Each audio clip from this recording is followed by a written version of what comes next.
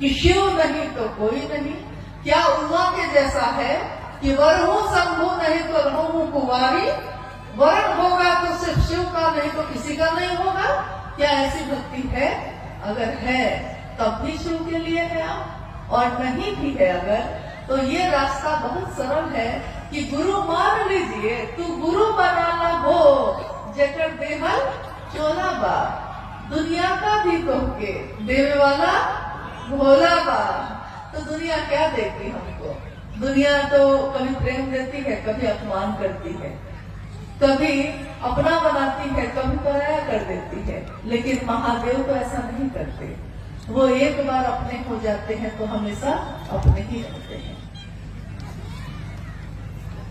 तो शिव की पूजा और शिव की चर्चा में, दोनों में बड़ा भारी अंतर है। लेकिन शिव की चर्चा आपके मेरे मन में धीरे धीरे शिव के विचार को, उन्हीं के भाव को, उन्हीं के प्रेम को, उन्हीं की भक्ति को गहरा करता चला जाता है। और साहब महेंद्रानंद जी ने कहा है कि शिव की शिष्यता में एक ही चीज अनिवार्य है। क्या?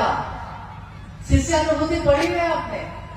साहब की बोली हुई, वो लिखी हुई किताब है, छोटी सी, 1990 के दशक में छापी गई थी। आप में से किसी ने शिष्यानुभूति पढ़ी है? आओ चले शिव की, और किताब में भी है वो। आपने किसी ने पढ़ी है? गढ़वा में कोई पढ़ा ही नहीं शिष्यानुभूति? पढ़े हैं ना कुछ लोग? तो उसमें एक ही चीज अनिवार्य है, कुछ नहीं है तो कोई बात नहीं, अस्थाई शिष्य भाव, यही एक अनिवार्य चीज है।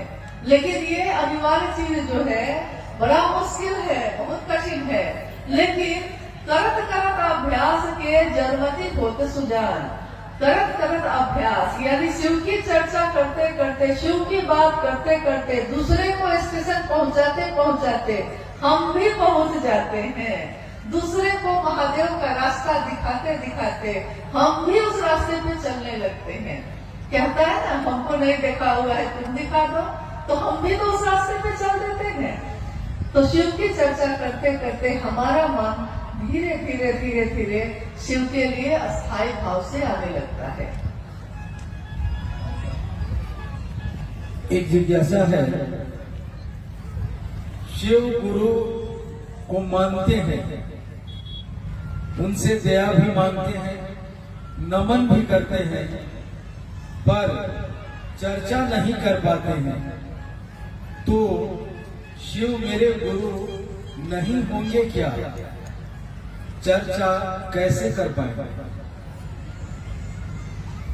दया मांग पाते हैं, नमन कर पाते हैं, लेकिन शिव की चर्चा नहीं कर पाते।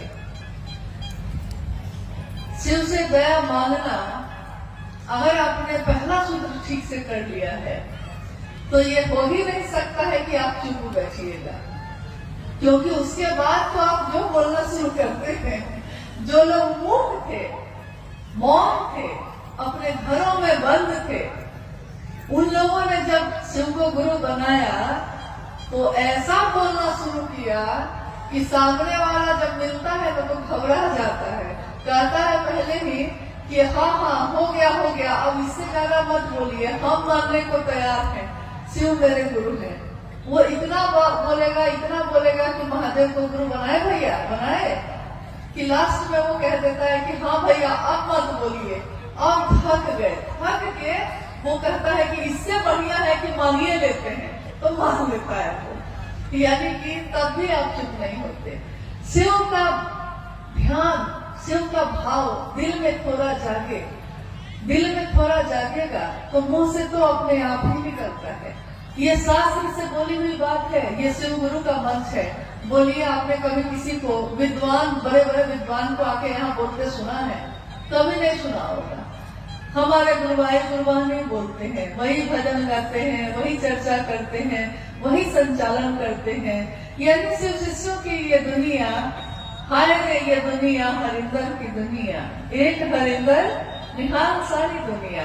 कैसी दुनिया उन्होंने बनाई है, जिसमें कोई शास्त्र नहीं पढ़ा हमने, कोई किताबें नहीं पढ़ी हैं, कितने लोग तो अनपढ़ हैं, दुनिया जिसको कहती है गंवार वो भी है, लेकिन जब महादेव की बात करना शुरू करते हैं तो लोग ठहर के सुनते हैं कि कौन बोल रहा है ये भैया, ये कहाँ से सीखा आपने, वो कहता है, पूछता है।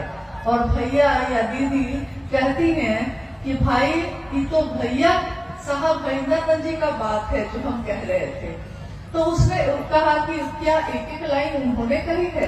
तो नहीं, उन्होंने सिर्फ इतना ही कहा था कि महादेव को अपना गुरु बनाना, लेकिन जब अपना बना लिए है ना तो हृदय में भाव अपने आप ही जगता है और मुंह से आवाज भी, शब्द भी, वाक्य भी अपने आप ही निकलने लगते हैं।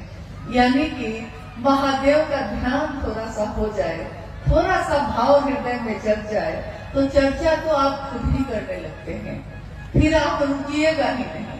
इसलिए महादेव से दया जो आप कह रही हैं कि हम मांगते हैं, उसको सचमुच में मांगिए। इसके लिए मांगिए कि महादेव आपका काम मुझसे हो सके, इसके लिए मांगिए। बाकी तो उनकी दया से ही सब कुछ हो जाता है। आप खुद सोचिए, साहब के जीवन में अभी आपने थोड़ी देर पहले सुना, शिव की शिष्यता की पृष्ठभूमि, व्याप्ति, प्रयोजन, यानी साहब के जीवन की घटनाओं के बारे में आपने सुना। साहब के जीवन में 1974 में उन्होंने शिव को गुरु माना, 1975 में नमः शिवाय मंत्र आया, 1986 में आकाशवाणी हुई थी जिसमें आवाज आई कि तुम जो करते हो दूसरे को करने को नहीं कहते। और उसके बाद, इस घटना के बाद से साहब दूसरों से भी कहने लगे। हालांकि 1982 से उन्होंने शिव की बात शुरू कर दी थी, लेकिन 1986 के बाद से ये बात बहुत रफ्तार से होने लगी। लेकिन पहला सूत्र क्या है? क्योंकि कहा जाता है कि गुरु का आदेश शिष्य के जीवन का आधार होता है, तो इस तरीके से तो आकाशवाणी जो हुई थी, गुरु का आदेश तो वही था, पहला सूत्र तो वही होना चाहिए था। लेकिन पहला सूत्र क्या हुआ? शिव से दया मांगना। यानी शिव से दया मांगना। साहब ने कहा कि मैंने अपने जीवन की घटनाओं से ये समझा है कि ये नमः शिवाय का आना और जाना ये भी शिव की दया है। ये आकाशवाणी का मुझको प्रेरित करना महादेव के काम को करने का, ये भी महादेव की दया है।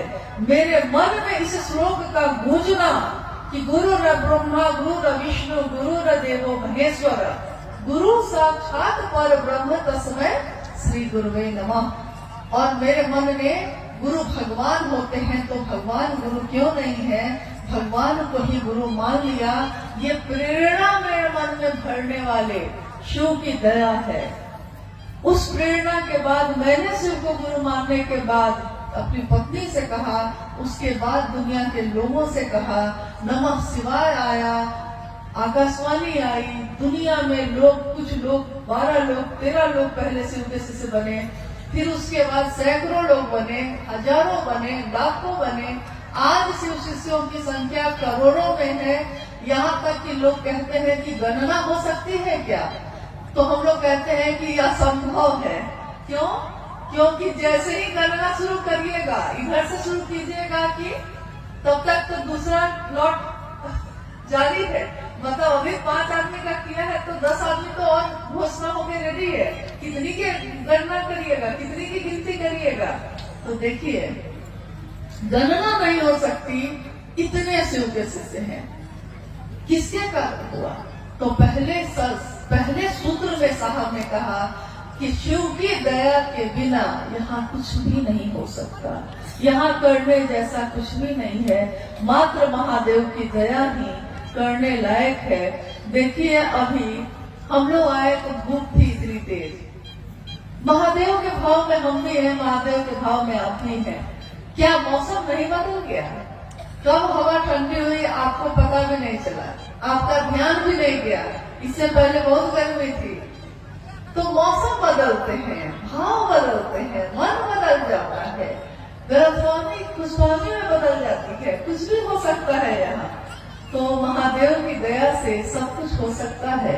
तो पहले सूत्र में साहब ने कहा कि महादेव की दया ही शिष्य के जीवन की शुरुआत करता है। अगर नींव का पत्थर मजबूत हो तो उसमें कितनी भी बड़ी इमारत बनेगी वो मजबूत होगी। नींव का पत्थर, यानी कि घर जब हम बनाते हैं तो घर बनाते समय नीचे नींव बनाते हैं, तो नींव बहुत मजबूत बनाते हैं, क्योंकि हम कहते हैं कि नींव मजबूत होगा तब ना दीवार भी मजबूत होगी। तो शिव से दया मांगना उसी नींव की तरह है। अगर शिव से दया मांग लिया है ठीक से, मन से, इसके लिए कि आपका काम हो सके, तो चर्चा तो आप ढूंढाल करिएगा, और नमन में तो आपका मन दिन रात रहेगा ही रहेगा। इसके सिवा और कोई चारा नहीं है। अब क्या आएगा? हाँ, एक अंतिम जिज्ञासाएं तो बहुत हैं, लेकिन हम सभी समय में बंधे हैं, इसलिए एक अंतिम जिज्ञासा है कि हम गुरु भाई बहनों, हम गुरु भाई गुरु बहनों के जीवन में महाशिवरात्रि का क्या महत्व है? हम लोग महाशिवरात्रि क्यों मनाते हैं? हम सभी गुरु भाई गुरु बहन यानी शिव के शिष्य, हम सभी गुरु भाई गुरु बहनों के जीवन में महाशिवरात्रि का क्या महत्व है? हम महाशिवरात्रि क्यों मनाते हैं?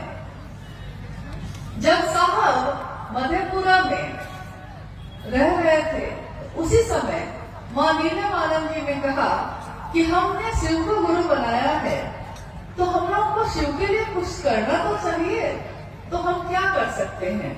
और कमरे में कुछ लोगों के साथ शिव चर्चा शुरू हो चुकी थी, तो साहब ने कहा कि भाई क्या किया जाए बताओ। मां नीलम ने कहा कि शिवरात्रि का आगमन हो रहा है, क्यों नहीं हम सभी जो कुछ गुरु भाई गुरु बहन हैं, हम मिलकर शिवरात्रि का आयोजन करें। तो साहब ने कहा कि ठीक है, किया जाए।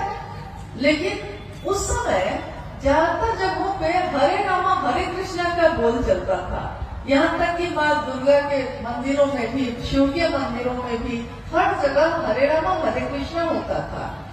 तो साहब ने कहा कि यार इन महाशिवरात्रि का आयोजन है, शिव की पूजा करेंगे, लेकिन बोल क्या होंगे, हम बोलेंगे क्या उसमें? तो मां नीलमानंद जी ने लिखा, हरा भोला भोला भोला भोला हरा हरा,